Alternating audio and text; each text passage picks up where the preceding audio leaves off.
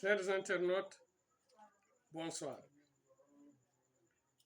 Monsieur Ousmane Bakary Sané, directeur d'école, linguiste, poète et archiviste de la tradition orale, vous propose aujourd'hui le thème suivant. L'immigration clandestine, quelle solution? Dans mon programme de campagne électorale de 2024,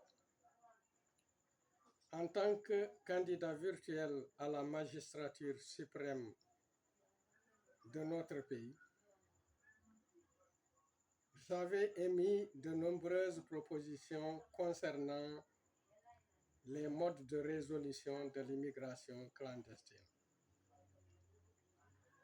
À la lumière du discours prononcé par l'ancien président des États-Unis d'Amérique, le président John Fitzgerald Kennedy, A Nation of Immigrants, on se rend compte que la population de cette partie du monde reposait sur l'immigration avant d'être amplifiée par l'esclavage. Le phénomène a pris aujourd'hui une ampleur démesurée et pour des raisons essentielles, principales, dont les oppressions politiques et les difficultés économiques. Les persécutions religieuses n'existant plus.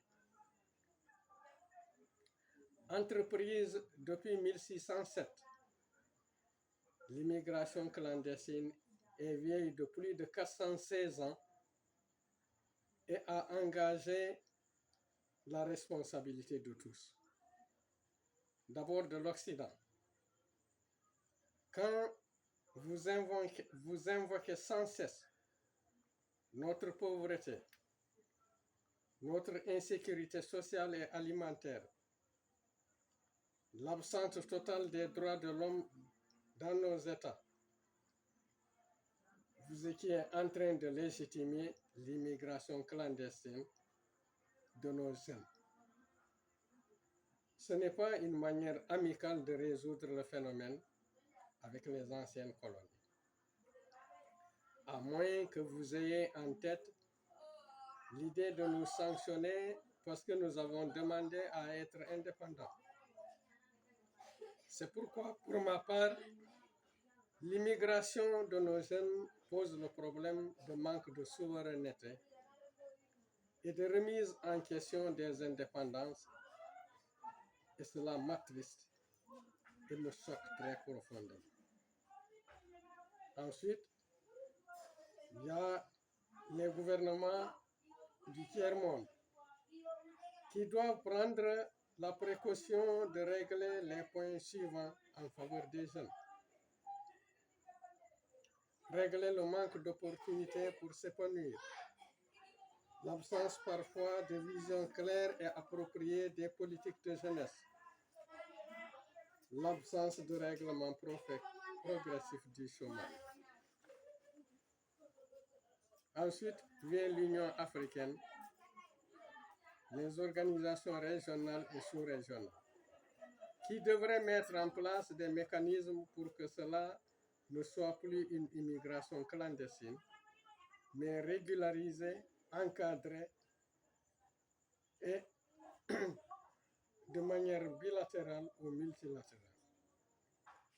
La défense des intérêts de l'Afrique doit être dans les cœurs des Africains, et plus particulièrement de l'Union africaine, qui doit aller au-delà des règlements politiques pour aboutir aux prises de décisions économiques. Je félicite et encourage le président Diomaye Faye et son premier ministre Ousmane Sonko pour la mise à jour de ce qui est appelé la migration circulaire. Un accord est signé par le Sénégal et l'Espagne pour le recrutement de 500 jeunes Sénégalais qui vont aller par des moyens légaux travailler en Espagne. Je sais que pour Diomaye et Sonko, Ce n'est pas une fin en soi, mais plutôt une tentative d'éviter à leur jeunesse d'aller mourir dans les océans. Je les connais. Ils ont souvent le cœur meurtri de voir ces clichés macabres de jeunes Africains morts pour avoir voulu se rendre dans la clandestinité et l'illégalité dans ces pays lointains.